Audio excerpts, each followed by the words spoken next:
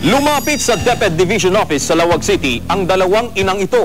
Inirereklamo nila ang paaralang pinapasukan ng kanilang mga anak sa Lawag City. Pinatalsik daw ang kanilang mga anak at isa pang estudyante dahil nagsalita sila ng Iloco sa paaralang may English-speaking policy.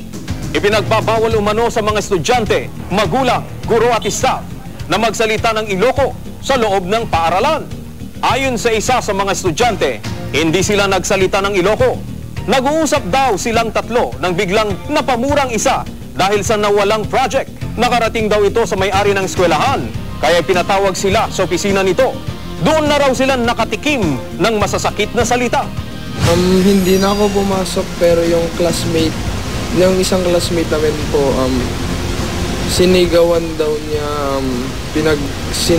sinabihan daw siya ng bad words galing sa mouth ng pastor. July 31, natanggap nila ang memorandum mula sa principal ng eskwelahan. Desidido ang dalawa sa mga magulang ng mga bata na magreklamo. Naniniwala silang hindi dumaan sa tamang proseso ang pag-kick out sa kanilang mga anak. Tumanggi namang magbigay ng pahayag ang may-ari ng eskwelahan na si Pastor Brian Shah. Pero ayon sa abogado ng eskwelahan, nakasaad sa handbook ng eskwelahan na bawal magsalita ng Iloco sa loob ng campus. The school wants to clarify that it was not an expulsion.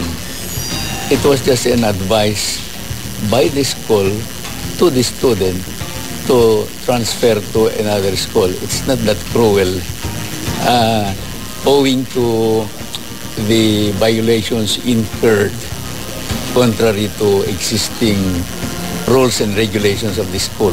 Tingin naman ng isang cultural advocacy group, isa itong linguistic injustice at cultural disrespect. Pinababalik na sa kanilang paaralan ang tatlong estudyante, pero ayon sa mga magulang, hindi na nila pababalikin ang kanilang mga anak. Na trauma daw kasi ang mga bata sa nangyari.